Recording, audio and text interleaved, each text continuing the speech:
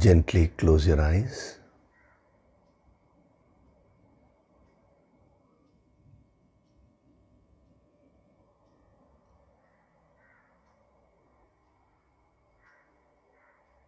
Do deep breathing.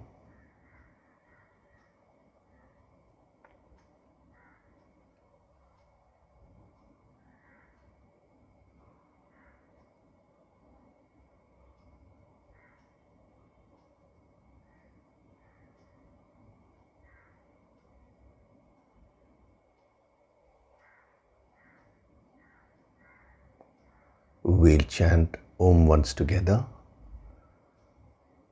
Synchronize the chanting of Om with your exhalation. Breathe in.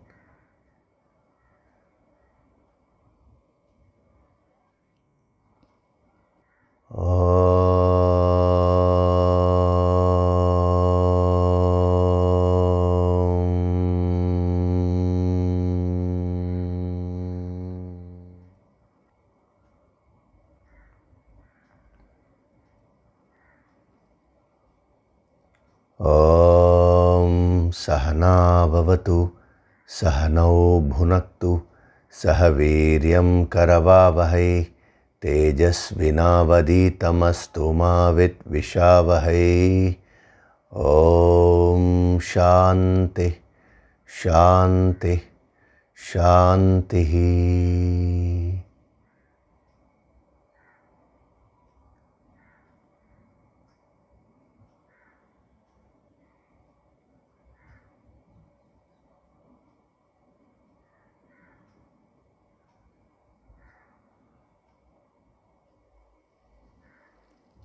Gently open your eyes.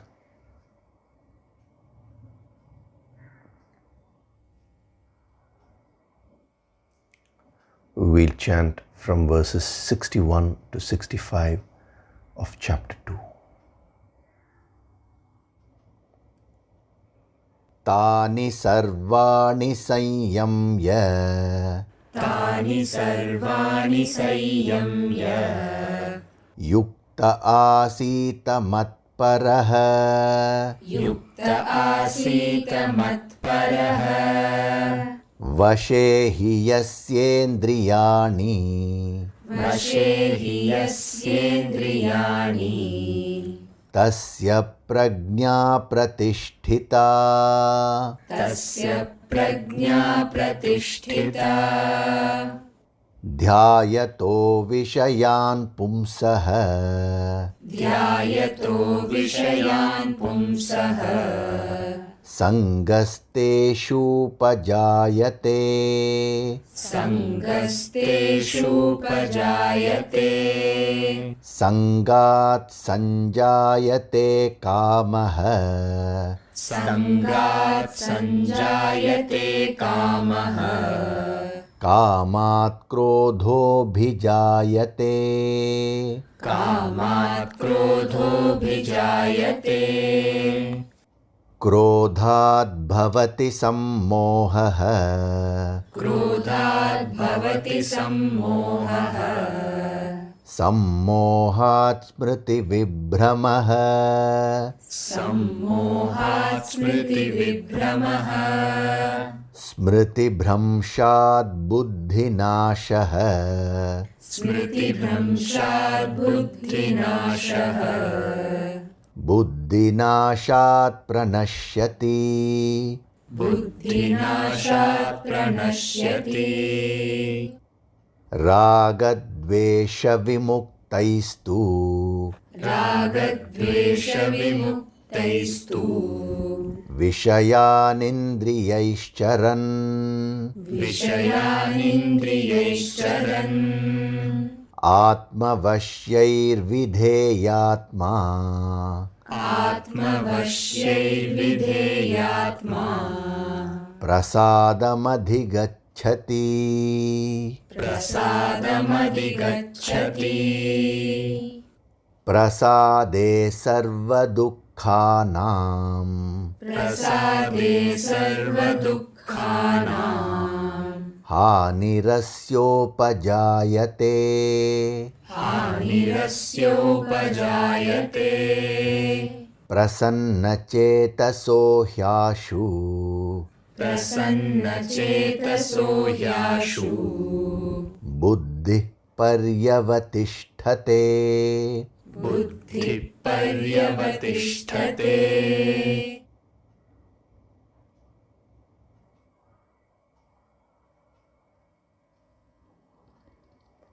Hari Om, and a very good day to all of you.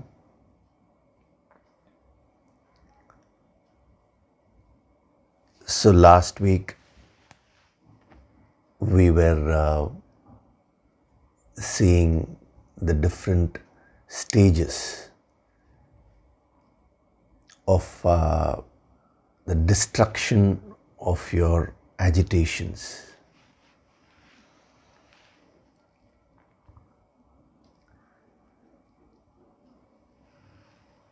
Now, as I was telling you, verse number 65 is a verse which will give you tremendous motivation if you absorb these messages. In life, motivation is the key. If there is no motivation, if there is no inspiration, then you will not be able to act consistently. This is true with respect to any worldly achievement and also spiritual achievement. It is even more applicable with respect to the spiritual growth, spiritual achievement, because in spirituality, the change does not happen at one go.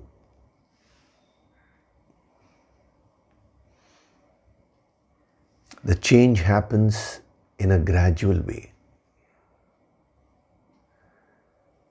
Now, today is the day of wanting fast results, You do something and you want the results immediately.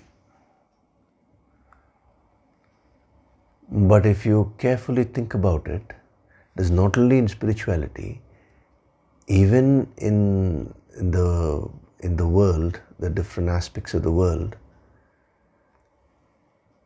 whenever you want long-lasting results, you need to work hard for it and wait patiently. When you get something very quickly, it also goes away very quickly. This is another law of life. I'm not saying you should deliberately postpone results. That's not what I'm saying. But as a general rule, if you see, it takes a while for the seed to grow into a plant and then into a tree and then give fruits. How long does it take for a seed to become a tree and give fruits? In order to short-circuit the process, supposing, let's say, you discover some artificial means. It's already used in many places in agriculture, where they use certain chemicals to produce more and to produce for the production to be, for the yield to be fast also. But the value, the natural nutritional value will be tampered with. The pran shakti also will not be there. Because we are going against the natural process. So when a baby is born, it takes many years for the baby to become a child, the child to become a youth, the youth to become an adult. The growth has its own time. You cannot short circuit it. If you forcefully try to make a child behave like an adult, now what will happen to the child? The child will get psychologically ruined. So when you're traveling at a very high speed, the car cannot turn at right angles. When you try to turn it, you will do it very, very gradually. And the more gradual it is, the more smooth the turn will be. You can even take a U-turn and get the car moving in the opposite direction, but it goes in the form of a curve. If a car turns at right angles and again at right angles like this in order to change the direction, there is always a chance of an accident. So this is something which you need to make a note of. Whether it is your finance, whether it is your career growth, whether it is development of your skills, whatever be the field where you are applying this, you should look for long-lasting results. Don't look for immediate results.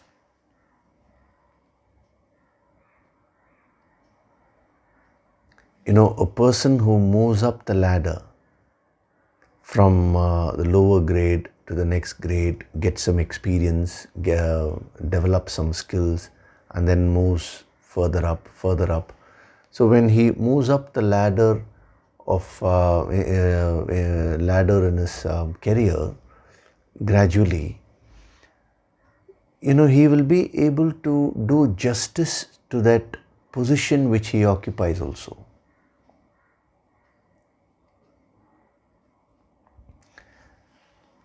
Never believe in this quick rich scheme. Nowadays you find a lot of videos and messages given by people. They say that you just with minimum effort you can become a multi-billionaire. With very minimum effort you can achieve this. Don't fall for the trap. Just now the festival of Pongal got over in India. Now after the Pongal, they have one day specifically to worship the cows and the bulls. It's called Matu Pongal. Now, what was the reason? There are many reasons for that. One reason is, if you take the life of a bull, for example, what is the motto with which the bull functions? It works very, very hard throughout the day. And then whatever food, the fodder and all that which is being given to it, it is happy with that. So the very motto with which it functions is maximum work, minimum expectations, minimum profit. So even if you take a cow, it just takes in fodder, it works throughout the day, but it gives milk, and even after its death, its skin is useful for people. So that motto of a bull is being worshipped. That is, we should look to give our best and not look for immediate results. See, when it is said maximum work, minimum profit, it doesn't mean you should that is, you should look for only minimum profit. That's not what is meant there. What is meant is, you don't look for profit or gains or success without effort. That saying is there, no? Work, you don't need to work hard. It's enough if you work smart. That is a totally erroneous concept. Some person just made that statement and that has become very famous. Because that these kind of statements become very famous is because this kind of philosophy actually caters to the tamas, the laziness in a person. If anybody is called and said that you don't need to put in any effort, don't worry, you will get all the billions, you will be very successful.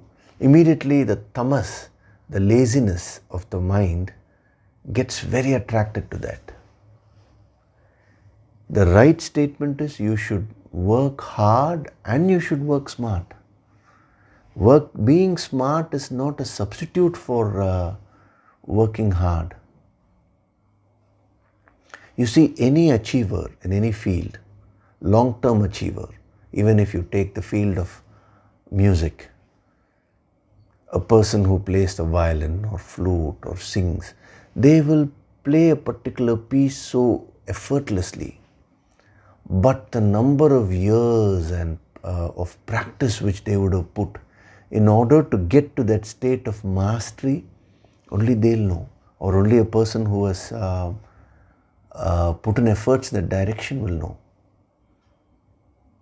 Similarly, we see a businessman very successful, but how many years of hard work, efforts which that person would have put in. There was a very top businessman who met me. This happened long back, and he was telling me his story. He said in the initial stages, when his business was developing, he used to sleep many a times without dinner.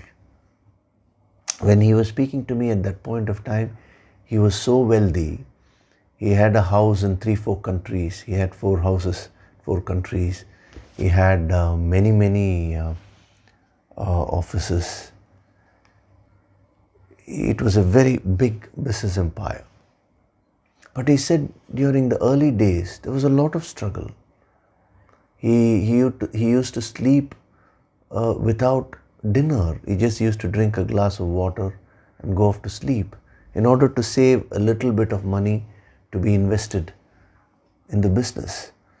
Now, when a person sees, for example, this businessman, after he has become successful, now they fail to notice the hard work behind that success. So they also want that success immediately. So whenever you have this tendency of wanting something without putting any effort, now you should immediately understand that is a tamasic quality. You should not encourage that. Now a question may come to your mind, sir, what about things which we get without putting in effort? Do we need to reject them? No. You will never ever get something without putting in effort. Your past efforts, it could be in this birth, it could be in your past births, will only attract something good for you. But then you should not stop putting your efforts in the present. That is the message here. So whenever a change happens gradually, you will not notice the change on a daily basis. For example, supposing you take a photograph of you every day.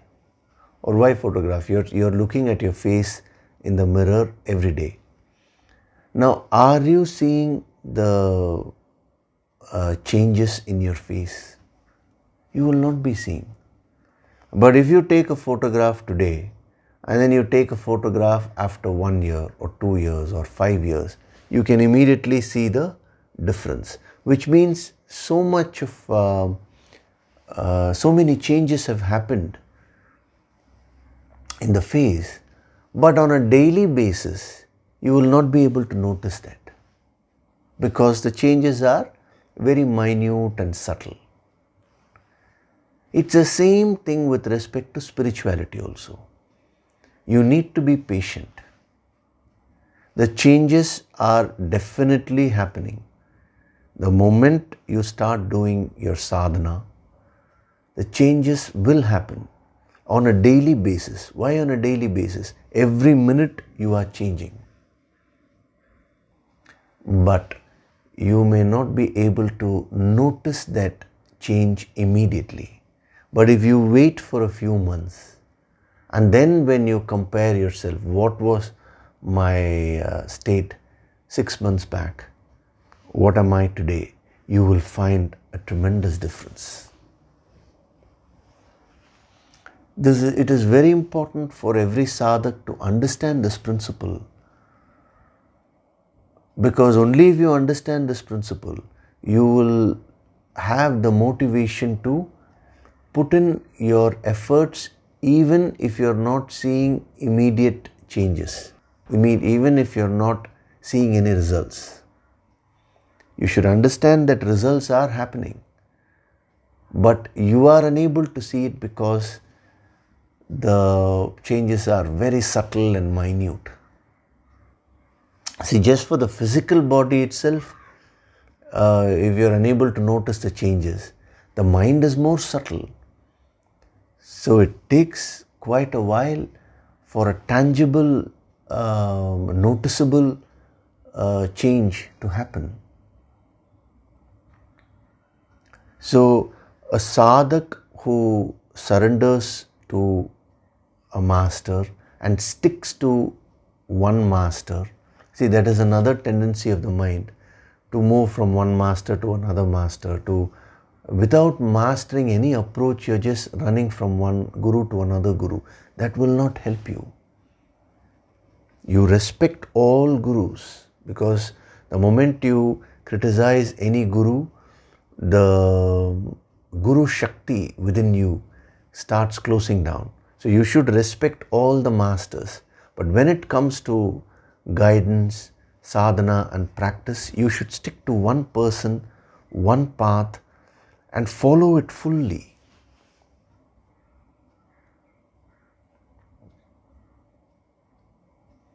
When you go on digging, supposing you want to dig a well, you should choose one spot and then you go on digging there.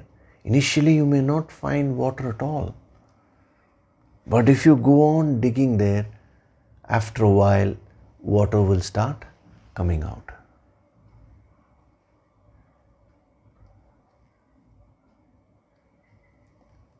So if you follow one path for a while and then suddenly you switch on to another path and then you go move to the third path, you move to the fourth path. If you're constantly running from this end to that end, it means you are being very impatient.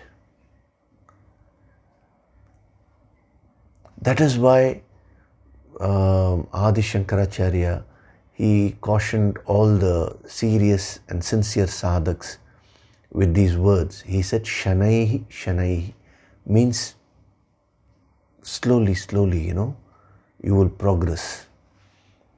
This is meant for those sadhaks who have conquered their tamas. That's why I said sincere sadhaks who are genuinely practicing. Because if, again, the tamas in your mind will be waiting for these kind of statements. Oh, things will happen very slowly, slowly. So you will stop doing, you will stop putting in your effort sincerely, and when you're asked, you will say, no, changes are happening, but you're not able to notice it today. One day suddenly you will notice a change. So your mind will start justifying. So be careful. See, anything which is said, if you understand it properly, you will benefit. If you misunderstand it, the same principle can be used to justify some weakness of the mind. You should be very, very careful in this regard. So when it comes to peace, see, he says, in peace there arises the destruction of one's sorrows in totality. Hanihi. So I was giving you the different dimensions of Hanihi. How the agitations in you start reducing in stages gradually. If you're looking for any quick fix solutions, some magic, instant development and all that, then this is not the place. No true master will offer quick fix solutions. If anybody offers you something which is magical, when I say magical, what I mean is, if a so-called guru says you don't need to put in any effort, just some magic will happen and you will immediately get all powers, you will grow spiritually. Now, such a person is not a true guru.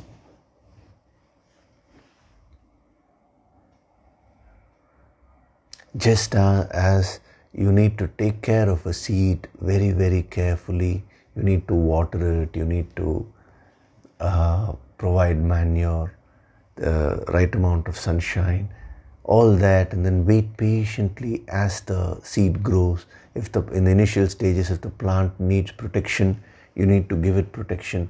Very, very gradually, the seed will become a tree. A banyan seed to start with is very small, but after many years it becomes a huge tree and it gets the ability to give shade to others. Similarly, you have so much of potential within you. So if you surrender to the master and follow everything which he is giving sincerely, sincerity is the key. No point in trying to impress and all that. It is not your words which will speak. It is your actions. How sincerely you are practicing when you are all alone. See, a master will be able to sense the energy very fast, He will not go by what you are saying. Supposing you say, I am doing my sadhana regularly. Immediately, he will not take it on face value. He will first decode the energy, and that speaks much louder than your words. So, for a person who is very, very sincere, truthful, the test of sincerity and truth is when you are all alone. Many people, when they go in front of the Guru, they try to impress and all that. That is not the true nature. When you are all alone by yourself, what are you practicing? Are you really practicing what the master is giving? That is the question. According to your sincerity, you will be rewarded.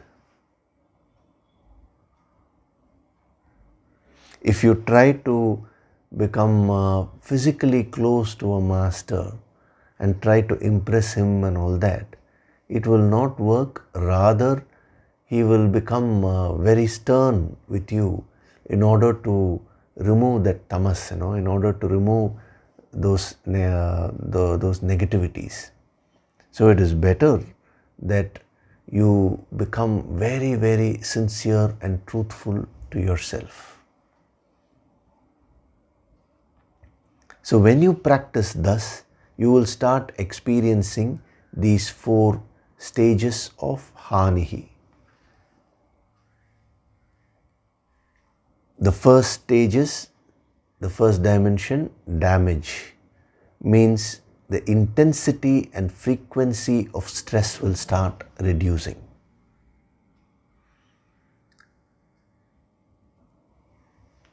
So intensity is in terms of quality, So today, if someone comes and insults you, or any kind of challenge you face, you will be, let us say, stressed to a certain percentage. Now, if you keep doing the sadhana, after 6 months, that percentage of affectation will start reducing. Similarly, frequency. What do we mean by frequency? That is with respect to time.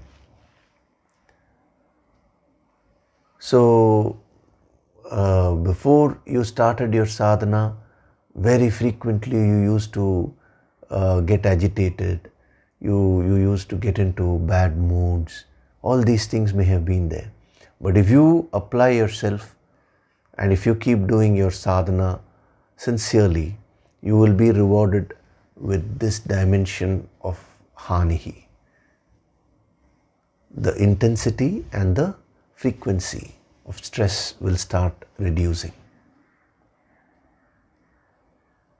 And then the next dimension is decrease. The quantity will decrease. The number of times when you're becoming stressed, there is number of things with which you're stressed with, that will start reducing. And then the third dimension which we saw was abandonment. You get into the stage of objectivity. You're able to leave things. To let go of something from the mind is the most difficult thing.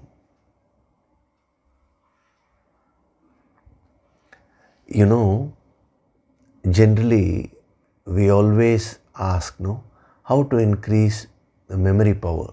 How to increase memory power means how to remember things. No doubt that is one Shakti. But the Shakti of a yogi is not merely in his capacity to remember things when it's required. His real Shakti is in his capacity to forget things which he wants to forget. That is not possible so easily.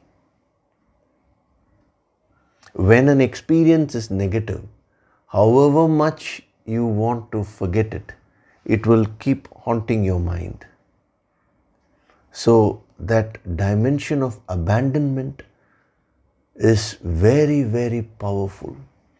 It gives you enormous power. A person who comes to that level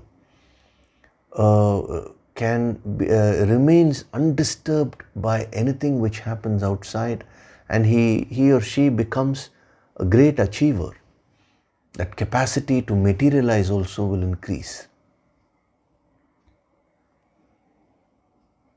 See, today every little thing throws your mind off balance, and then you are not able to leave it from your mind.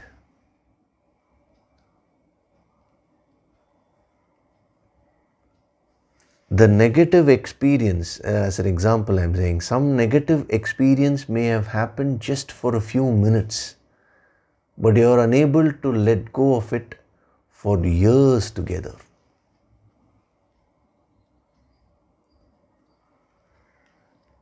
It is very, very interesting, the disease of the mind.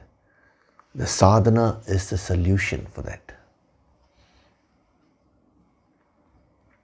When you associate with the master, when you get connected to your master, what happens is he goes on sending the healing Shakti, the higher vibrations, which will speed up your growth, which will facilitate your progress. So with that extra help, you will find that you're able to let go of many things which you are hanging on to. Even recently, a person had sent a message to me. He was saying that his own relative had insulted him so much, and that was bothering him. He used to spend sleepless nights over that. But when he attended last year, when we had the Yoga Sankirtana Empowerment Program, when the higher healing Shakti was invoked by the Master, and then when the empowerment was given, he said all those wounds came to surface and they all got released due to the higher grace. And he said, for the first time in life, I was able to let go. This happened on the second day of last year's Yoga Sankirtana Empowerment. He said during the Sri Hari Dhyana. For him it was Sri Hari Dhyana, for others it may be some other. See, each one's experience will be different and unique. You cannot compare. But you should take the principle from it. So for you to go through these stages all on your own, that is one thing that is very difficult. So when the Guru Shakti is added on, when the Guru invokes the higher healing Shakti and gives, the combination of your effort and the Guru Shakti can produce amazing results, can get you to that stage of Hanihi, the third dimension, abandonment. You will start letting go of so many things which are bothering you today.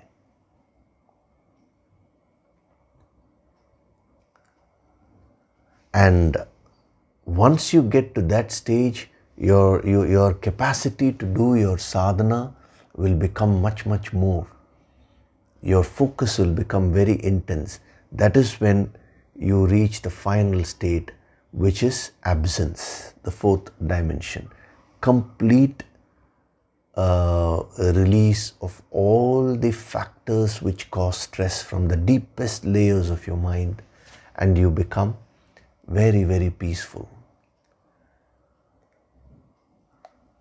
So in peace there arises the destruction of one's sorrows in totality. And then he says, indeed. He means indeed, for sure. He is giving that assurance. Why that assurance is necessary for a sadhak? Because as I told you, spirituality is a long-term race. You need to practice this throughout your life. The ultimate goal of self-realization should be a lifetime goal for you. You can't say, I will achieve self-realization within 6 months or 1 year. You cannot put a time like that. So in this lifetime, I will achieve the highest. So every day you need to keep putting in that effort. It may happen tomorrow, it may happen after 6 months, it may happen after 1 year. It all depends upon what your past karmas are and how much of effort you're putting in the present. Because your past karmas have to be neutralized. So there is always a chance for the sadhak to get bogged down, to lose the spirit. So he is assuring and he says, he means indeed. I am telling you this happens for sure. Like you have 1 + 1 is 2, it's a mathematical equation. It can never be wrong. Similarly, this is a law, a spiritual law. If you put in the efforts, if you do the sadhana sincerely, the hanihi will happen with regards to your stress and agitations in these 4 stages. Nobody can stop it.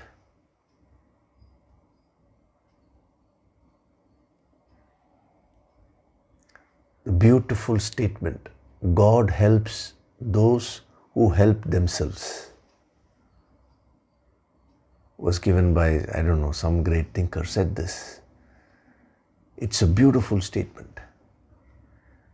So you help yourself and you surrender to the higher, you surrender to the Guru Shakti.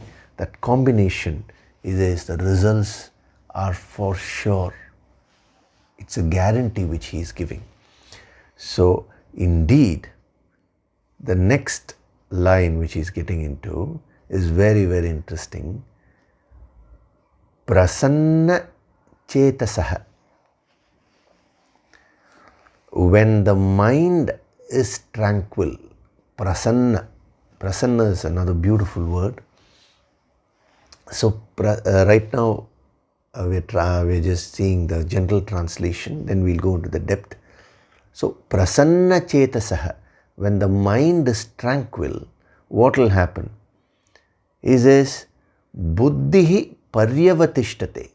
The intellect becomes firm. Ashu means quickly.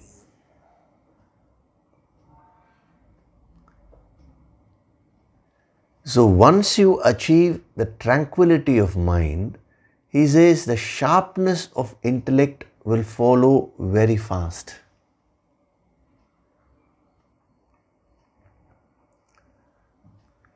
The reverse is not true. What do I mean by that? See, in spirituality there are two things. One is purity of mind.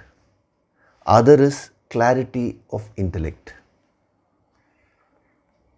Now if you develop purity of mind, he says quickly that you will also develop clarity, because when your mind is very calm, it is very conducive for you to think sharply.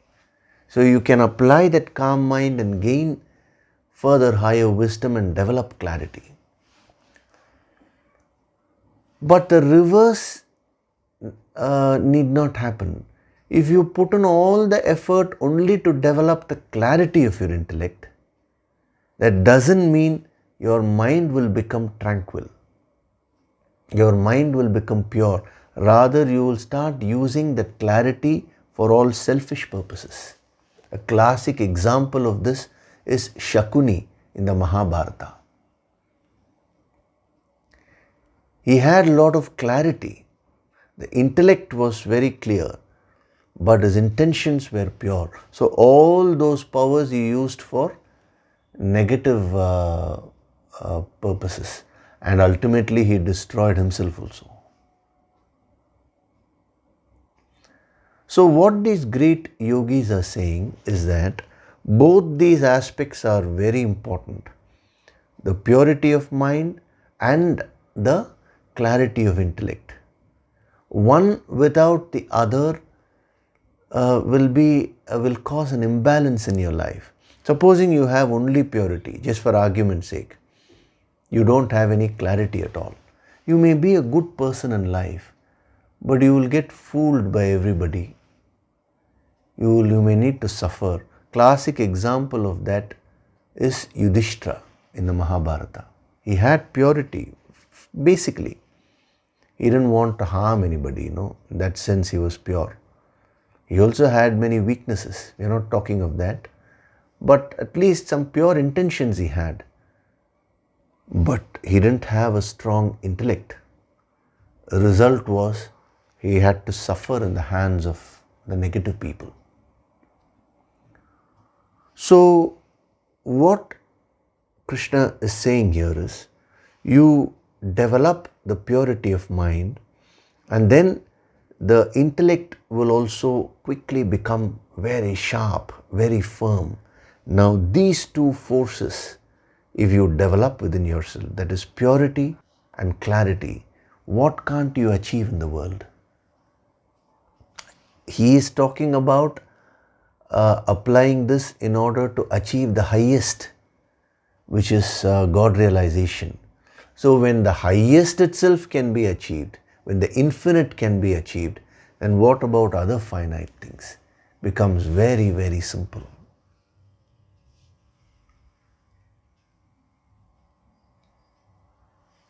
So we'll go into the depth and see. When the mind is tranquil, the intellect quickly becomes firm. So there are actually three cases which we get. We can say three stages of development with respect to the tranquility, that is the calmness of the mind, and the sharpness of the intellect. What are the three stages? The first stage is the stage where your mind is unreactive. It doesn't react to anything. Whenever your mind is unreactive, remember that is a tamasic state. That is not a state of calmness.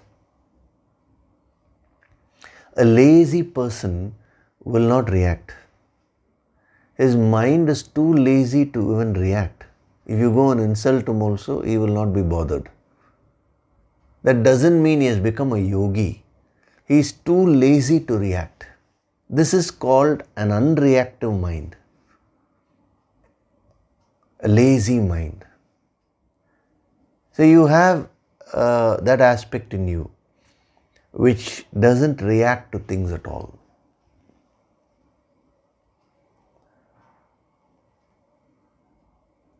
Now these are the people where some problem may be at hand, but they will never put in any effort to solve their problems, and they will start using this philosophy to justify their weaknesses. Everything God will take care.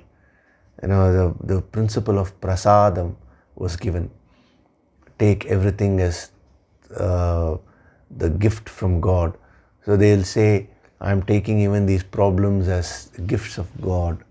It is all to cover up their laziness. You need to be very careful. So when the mind is unreactive, what about the intellect? As far as the intellect is concerned, there will be no thinking. There are two possibilities are there. Either there will be no thinking at all, or the intellect will get caught in some concept or some idea and it will become very, very stubborn. So once the intellect gets caught up with some idea, thereafter it stops thinking. So the principle is same only, but it manifests differently. So a person with an unreactive mind will not think at all, because again he is very lazy to think. Or he or she will be very, very stubborn with his views. See, there is a very subtle difference between being assertive, that is, if you are a master of a field, you know for sure, you say this is what the truth is. Later on Krishna himself will say, this is the state of Brahman, of the highest, infinite. Very, very authoritatively he'll say, because he's talking from the direct experience. But there's a difference between that and a person who is very stubborn. Stubbornness means you get caught up with some idea. Without any logic, without any rhyme or reason, you believe something. And then that idea engulfs you. Thereafter, your mind gets closed. You're not open to any other suggestions. You're not open to any other ideas. That is a very, very dangerous state. Because when you are in that state, you will not grow in terms of spiritual development or self-development. Your growth gets stunted. So this is stage number 1. Unreactive mind, no thinking, or a state of stubbornness. It is very interesting. When you go and surrender to a master, the stubbornness will come out and try to prevent you from surrendering. Whatever your old ideas are, you will not want to give up those things so easily. So when a master sees that stubbornness, he will take a hammer and knock it off. Means he may use some very stern methods. Like sometimes, a master may use some, a harsh tone. It may look as if he is insulting the student. But actually, no true master will insult a student. He has unconditional love. How can he insult anybody?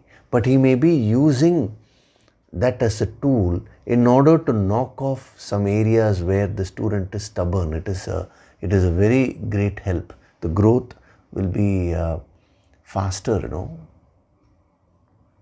So this is stage number 1. Then you have stage number 2. When you keep doing your sadhana, see, in this first stage, you will have to struggle to do your sadhana. When you are tamasic, you will not get that motivation to do. That is why these Sunday discourses are very, very helpful. Many people keep sending me messages that every Sunday we get charged up, and throughout the week we are able to do the sadhana. But just as when our inspiration is coming down, the next Sunday comes, it again motivates us. That is the very purpose.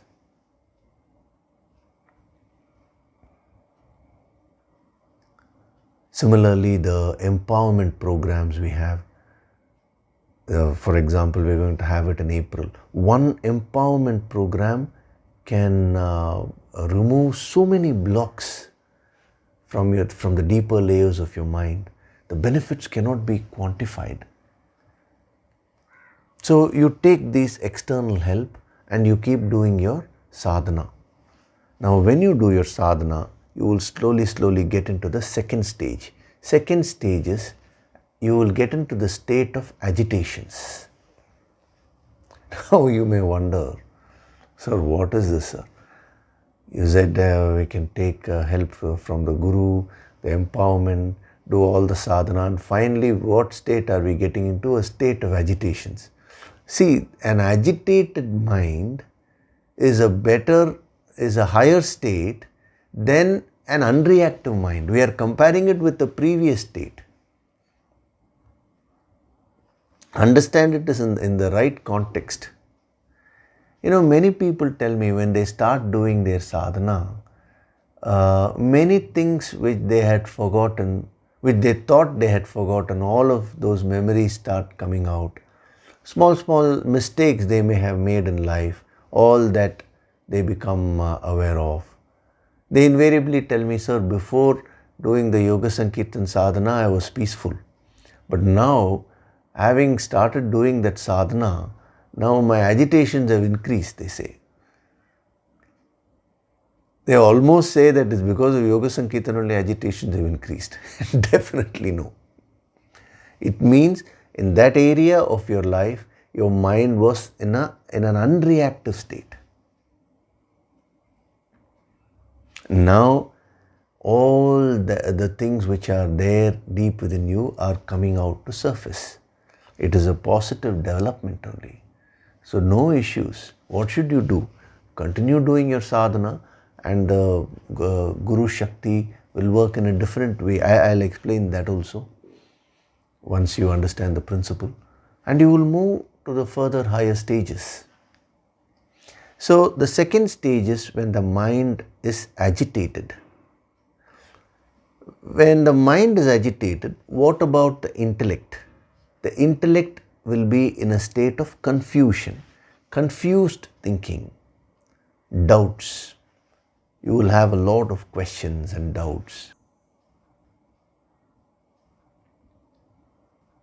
As a person said, awareness about your ignorance is the first step towards gaining wisdom. See, the first stage is you are ignorant and you don't even know you're ignorant. That is unreactive mind. Second stage is you become aware of your ignorance. So when a person says, I'm doing the sadhana, now so many thoughts have started coming. From where are they coming? Tell me. You're only listening to the Nirvana Shatkam and Sri Hari Dhyana. How can they induce more and more worldly thoughts within you? They are not inducing the worldly thought. They are not creating worldly thoughts within you. But whatever you have stored within you, you start becoming more aware. Your awareness increases. Earlier, when you were rude to someone, you were not aware. But now, when you're rude to someone, you become more aware. So it looks as if suddenly you become a rude person. No. You should not be too harsh on yourself. Your agitations do not increase, but your awareness increases. So that is when your thinking becomes a little confused. You get shaken a bit. It's all a sign of progress only. You start getting a lot of doubts, questions. So a master, with all the love and compassion, he encourages those questions from the student, because the student has to express.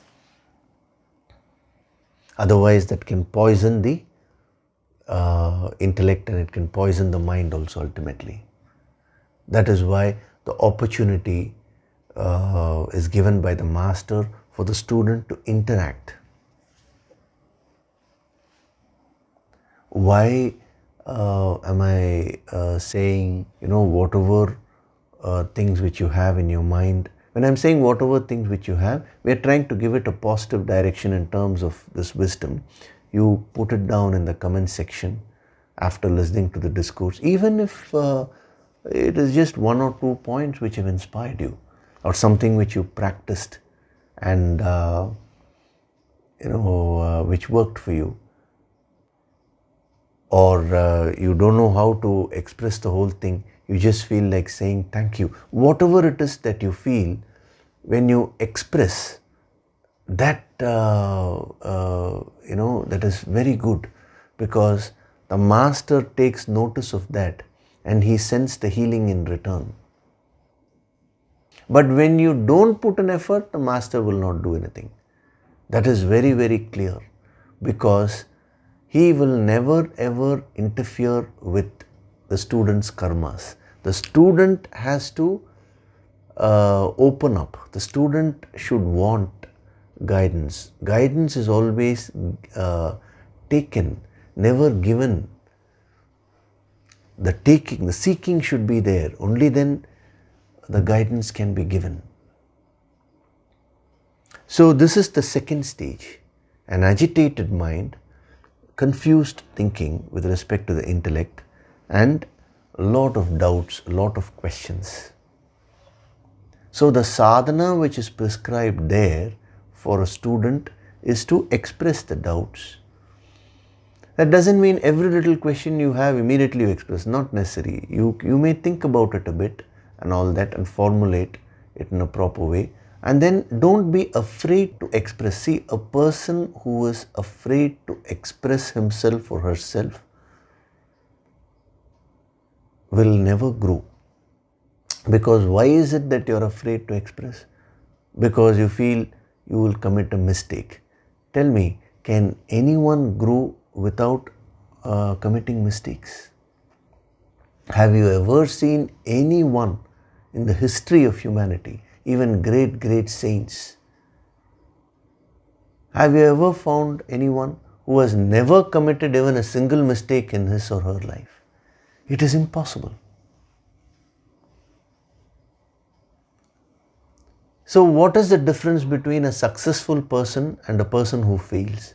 A successful person is not afraid of committing mistakes. He or she goes on learning from their mistakes and they become successful. A person who does not achieve success is a person who goes on hesitating. Should I do this or should I not do this? That hesitation, that fear to fear that I may be exposed. Why I'm mentioning this is one lady has sent me a question. She says, when I tried to practice the sadhana of putting down some comments, something which I feel in the YouTube section, I was feeling very hesitant because so many thoughts were coming into my mind. Oh, what will Yogishri think? Yogishri does not think anything. His mind is always in a shunya state. If at all, he is totally non-judgmental. He will only see, any master will see the energy, the bhav behind it, how sincere you are. So she says, I tried to write down and then I wrote 3-4 points and then I again revised them, again wrote them, again revised them. I kept on doing that and then finally I ended up not expressing myself. Why that hesitation? And she was saying she was getting so many thoughts. There are so many others who are putting their points in a very logical way. Will I look like a fool? No. You have to fight out these tendencies and learn to express yourself as you are. There is a beauty in that. Unless and until you learn to surrender to your Guru, the subtler aspects of spirituality cannot be learnt. The techniques you may learn, but the energy flow will not be there. So this is stage number 2, agitated mind. And then comes the third stage, the calm mind, which is what he's talking about, prasanna chetasaha. Right now, we are translating it as calm mind, but there are a few more dimensions to that also we'll see. But first, the basic idea you need to get. So the third stage is when your mind calms down. It is in a state of calmness. What is the difference between a calm mind and an unreactive mind? Externally, both of them will look alike. If you go and insult a person who is in the stage 1, unreactive mind, he will not get affected. But when you go and insult a person who is in stage 3, he will also not get affected.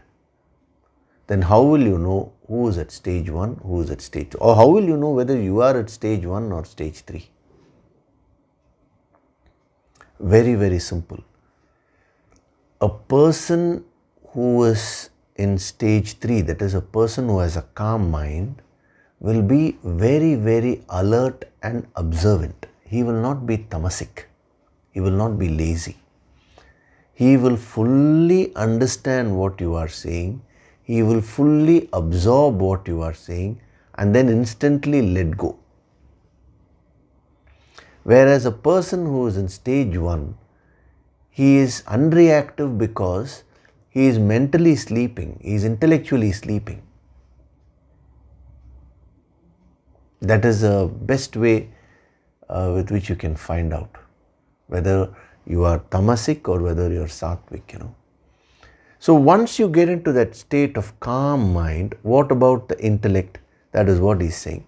The intellect will become firm. Sharpness in thinking, clarity of thinking, clarity in decision making, alertness. A person with a calm mind will start fulfilling his or her obligatory duties, whatever is expected of him, whatever he has to do, he'll start doing all that meticulously. Whereas a person who is in stage 1 with an unreactive mind will be unproductive in work. He will only be philosophizing, but when it comes to action, it will be zero. Whereas a person who is in stage 3 will not philosophize unnecessarily. See, the moment you hear all these, that the tamas in you will be waiting to go and immediately give advice to others. You need to curb that. Instead, invest all your energies in doing the sadhana and improving yourself. A person who is in this third stage, who has a calm mind, will be very, very alert intellectually, very sharp. His decision making will be very quick. Unless there are some facts which he requires, then he may postpone a decision. But otherwise, 99% of the time, he will be able to decide very fast in a clear way, not in an impulsive way. So, these are the three stages of growth with respect to your mind, that is the calmness of your mind and the sharpness of your intellect. So, for a person who starts getting into stage 3, see, first thing what I would like to mention to you is, it is not that you have to first be in stage 1 fully, then you will move to stage 2 100%, then from stage 2 to stage 3 100%. It's not like that. All these three facets will be there right now within you. The tamas, the rajas and the sattva is already there within you. So as a sadhak, what you need to find is, where all is your mind unreactive? Number 1. Where all is your mind in an agitated state? Where all is your mind truly calm and peaceful? If you want further help, you are unable to find out, then go to the intellect. What are the areas in life where I am not thinking at all? What are the areas in life where I am very, very stubborn in my views? I just don't generally accept.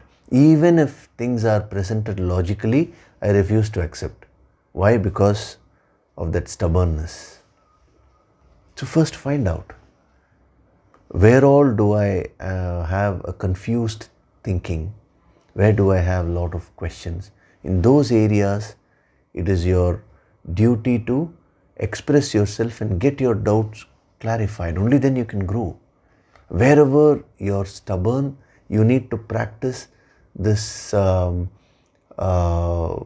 sadhana of surrender. Sadhana of surrendering and developing this ability to see the other person's point of view also. But wherever you have a calm mind, wherever you have that alertness, that sharpness in decision making, you should use that percentage of calmness and alertness to fulfill all your obligations in life. So, in understanding these three facets, these three stages, not only does it give you a motivation to do sadhana, but it also serves as an excellent tool for self-analysis, self-study, swadhyaya, for study of your own self. See, different facets are given to help you understand yourself better. In some other verse, he will present this wisdom from a different angle. He will give different facets with respect to your mind, so that you can start examining yourself. But what is important is to examine yourself, to locate the issues, and then do that specific sadhana. If you are not thinking in certain areas, start applying your mind, overcome that tamas. An unreactive person will generally be irresponsible in life. Like I told you, that man, I think it was last week only, I gave that example to you. The child had fallen sick and the child had to be taken to the hospital. He was enjoying with his friends in a party, and when his wife called him, he said, "You take her to the hospital, I'll come and join later." This is total irresponsibility.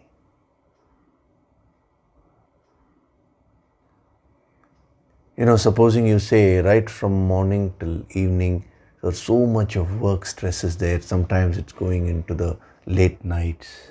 Now I will first ask you, supposing you get that spare time, what are you going to do with it? you do the sadhana or you get some healing from the master, as a result of which your stress at work comes down, you get that extra time. What are you doing with that? Just playing computer games and whiling away your time? Then that will not work in the long run. Again, you will get back into the same rut. But when you don't learn lessons in life, your problems will start getting compounded. You have to be very careful. So locate these aspects and start learning those lessons in your life. That is a very important aspect of your sadhana.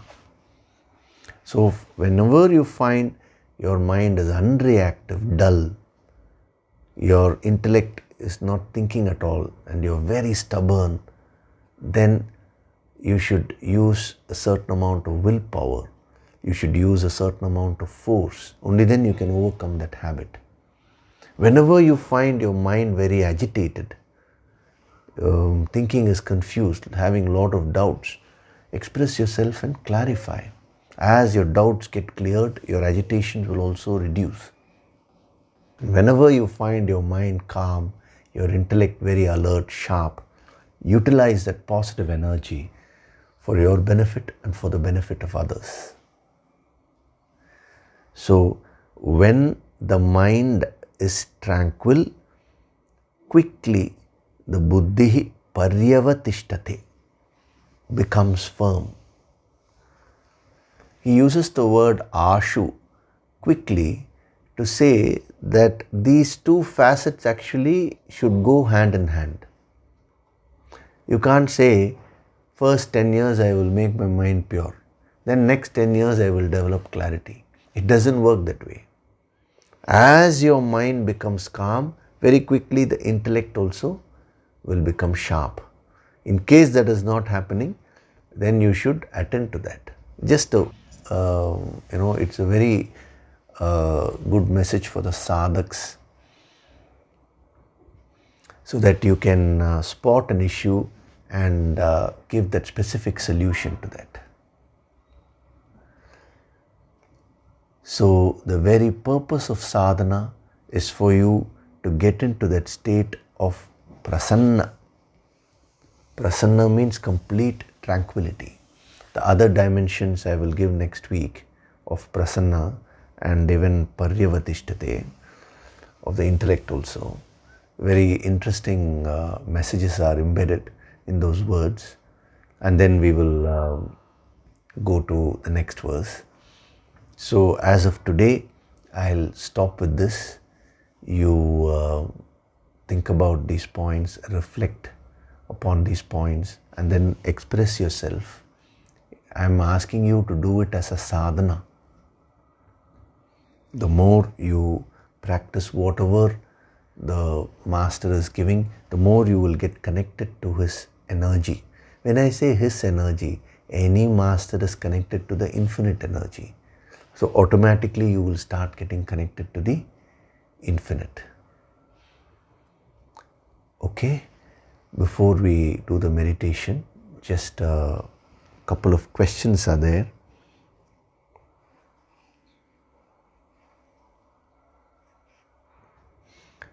Dr. Anushka has asked 2 questions. I'm taking these questions up because they are very relevant to whatever we are doing. So, a long mail she has sent, and then towards the end the question. My request is, see, whenever you have a lot of things to share, you share all that, but questions alone, you put a heading called questions and you number them and put it down. It will be easy for me to locate the questions, So that will also improve your clarity in terms of expression.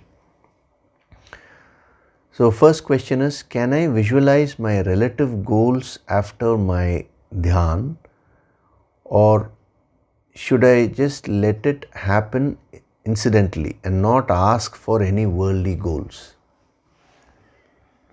Now, many a times I have mentioned this, to write down your goals, worldly and spiritual. spiritual goal, the ultimate goal of self-realization, God realization is there. The relative goal of self-development, self-purification, all that you need to fix. Similarly, at the worldly level also, start writing down your goals. And when you write, don't write it mechanically, feel it and write it. So as you keep doing that, you will become very, very clear about whatever you want. You will get a direction in life. Then when you do your sadhana, towards the end of the sadhana, that is after the Yoga Sankirtan is over, when your mind is absolutely calm, you can just visualize as if those goals have happened. Feel very, very happy. Look at those goals in a very happy way. Not as if, don't look at the goals in this sense that, oh, I need to achieve this. Then we go to, the principle which I told you last week. You want to achieve a goal in order to become happy. That will not get fructified in sadhana. So you are already in a state of total peace and happiness. So just bring your goals in your mind for a few minutes. That you can practice. It will be very helpful. And since we are going to have the Yoga Sankirtan empowerment in April, I would suggest all of you to start writing down your goals, what you want to achieve in life, because the more clear you become, it will start manifesting. That is, the empowerment, the Yoga Sankirtan empowerment which we are going to have in April will help you materialize those things, because very, very powerful energy is going to be invoked, because you've all become more prepared. Year by year, you're also growing. So I'm also increasing the energy gradually. So the materialization also will happen fast. But remember, ask for positive things. Don't put it as, my colleague is a very bad person, he should not get promotion. Those kind of goals, we have tuned this energy in such a way that negative goals, if you try and fix, it will not work there. So put positive goals and start gaining that clarity. So this question which you have asked is a very relevant one, especially right now. Anyway, I would have given that point as a preparation for the Yoga Sankirtan empowerment. But now that this question itself has come directly, I'm telling you. The second question is, when you spoke about prasadam adhigacchati, that is taking every experience as a gift from the infinite. In life, sometimes in spite of all the best efforts in the right direction, you don't get what you deserve. Yet without complaints, we compromise and accept it as a blessing and let things happen as thy will. We have also been taught that we are very powerful and we are the creator of our destinies. And using our Ichcha Shakti, we can achieve whatever we want in life. I feel both the statements are a kind of contradictory. I tried to introspect but couldn't get clarity, hence seeking your guidance on it. Once again, my hearty gratitude for all the ineffable experiences. So, this second question which you're asking is regarding the prasadam. I did say take everything as a gift of God. So then the other statement is use your Ichcha Shakti to create what you want in life. Actually, both go hand in hand. I'll give you the principle today, and in the coming weeks, anyway, these concepts will be coming again and again in different ways, and at some point suddenly it will click. But I'll give you a few guidelines today. That is, when we talk of prasadam, we are talking of creating a conducive soil for the seed to grow. See, the mind is like a soil. The Ichcha Shakti and materialization is like sowing a seed and getting a tree. Now, for a seed to grow into a proper tree, what is required? A conducive soil.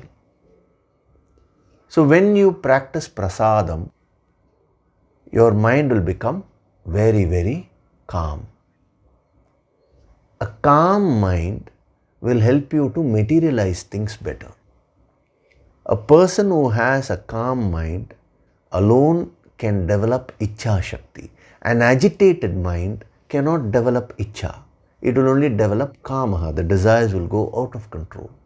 So both these things actually go hand in hand. There is no contradiction. One is creating the right soil, conducive environment, the mental climate. The other is the actual process of creation. So prasadam is given not to make you very tamasic and you say everything is a gift of God and you stop putting in efforts. That is not the idea. It is making your mind, it is in order to make your mind so that you can put your best efforts. Okay, so think about this point. You will start getting a hang of it, because all these concepts are so subtle that you may need to revisit, listen to them again and again, get more pointers and go on reflecting. Then they'll become very deep and clear within you. Okay, so now we'll have a meditation. Sit in a relaxed position and gently close your eyes.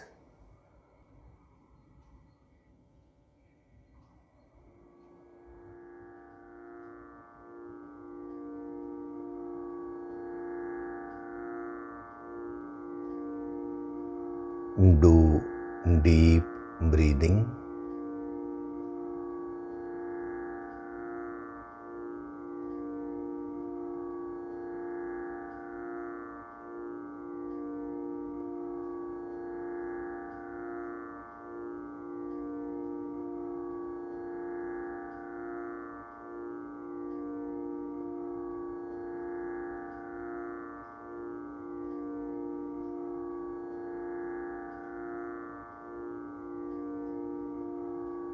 Inhale fully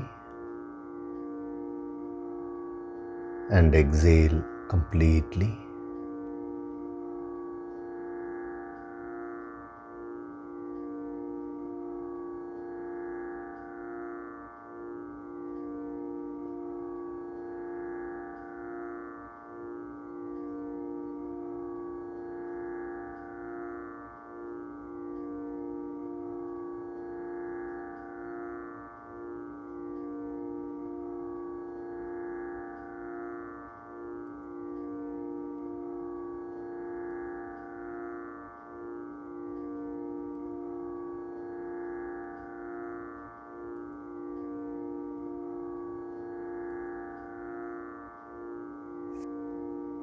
Feel yourself becoming very, very relaxed.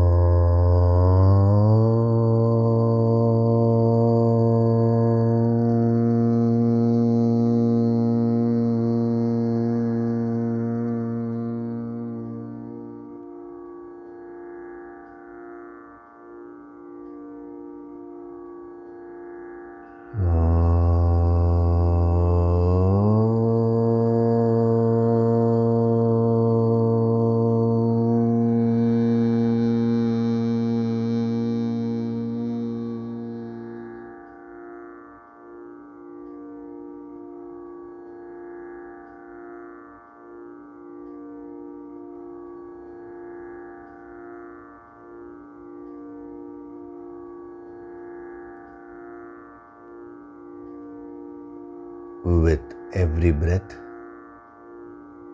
I'm going deeper and deeper into myself.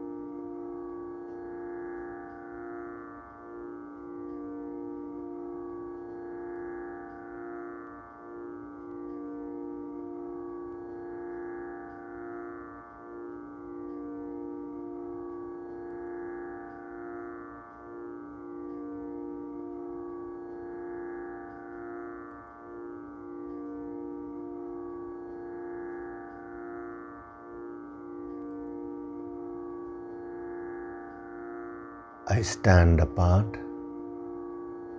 and observe my own mind.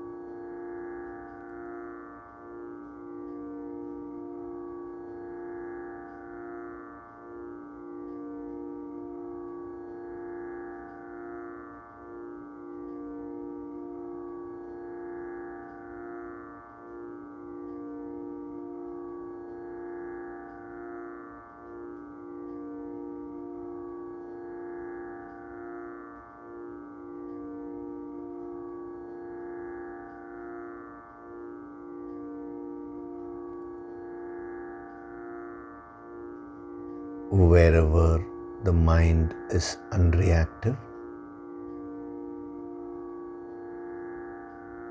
and the intellect is stubborn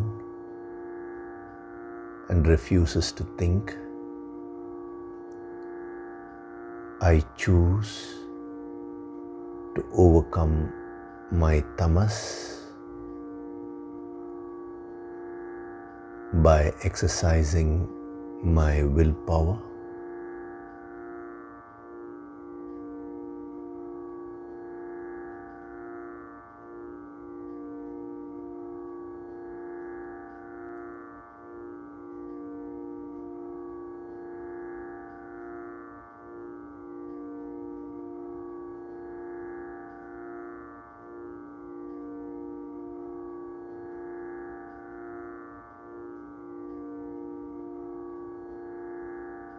Wherever my mind is agitated,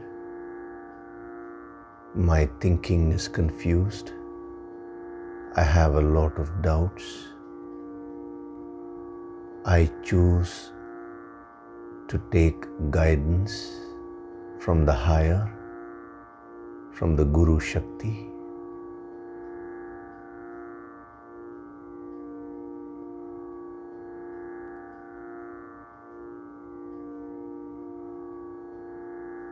I choose to express myself without any hesitation so that I can improve on a continuous basis.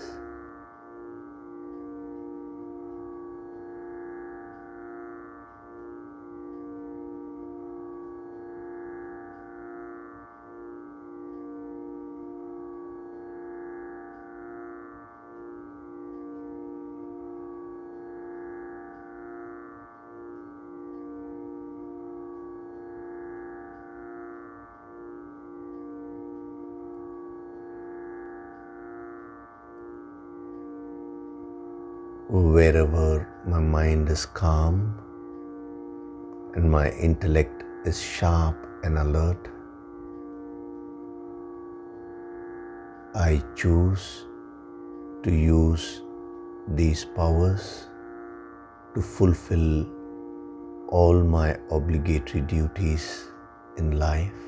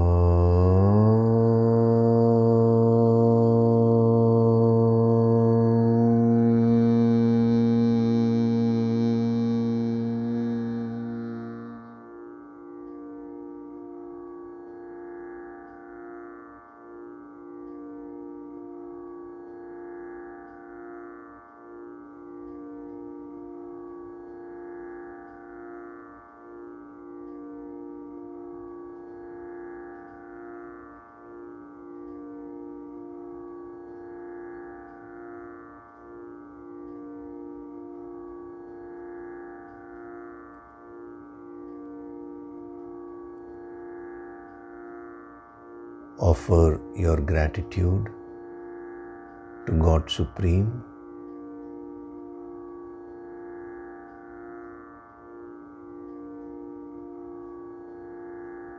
Offer your gratitude to your Guru and all the holy masters.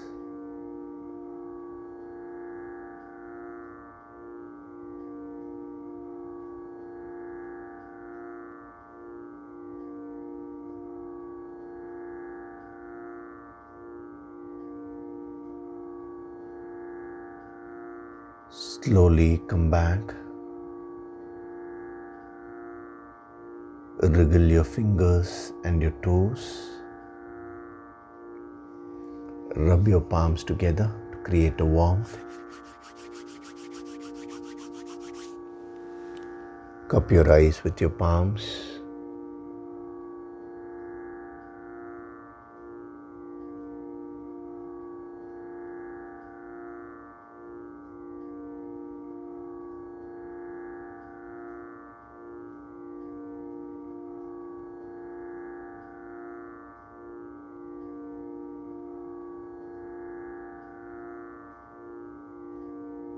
Gently rub your eyes, your cheeks, forehead, top of the head, the back of the head and neck,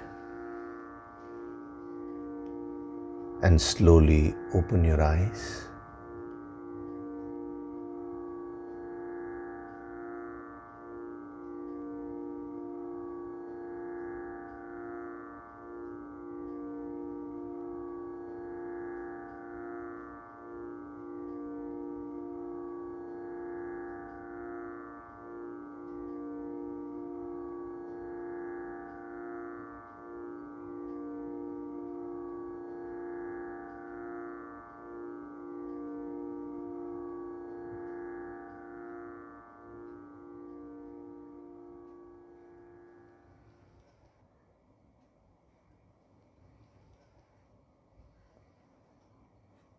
Welcome back.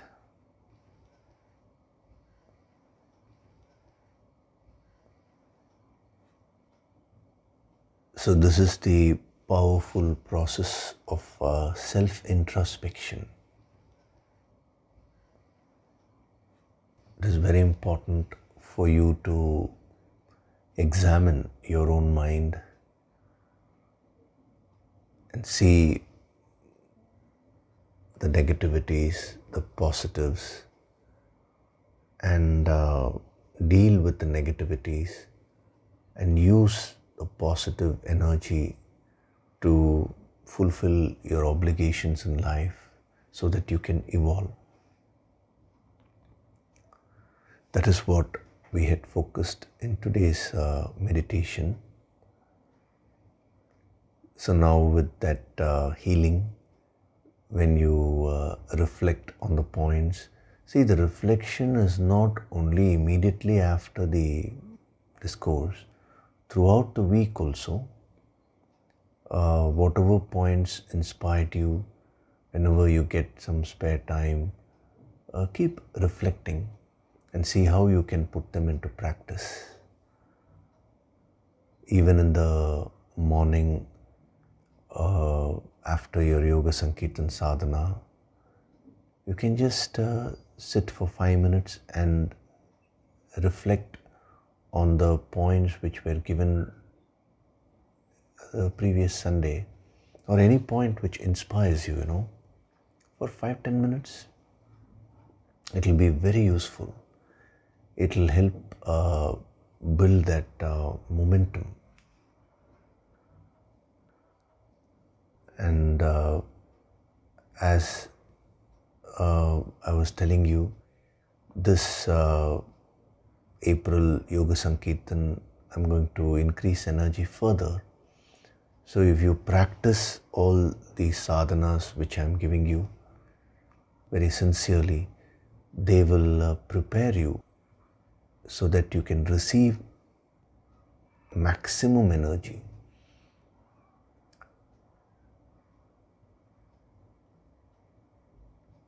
Few people have asked whether I will be giving any preparatory meditations for the Yoga Sankirtan empowerment.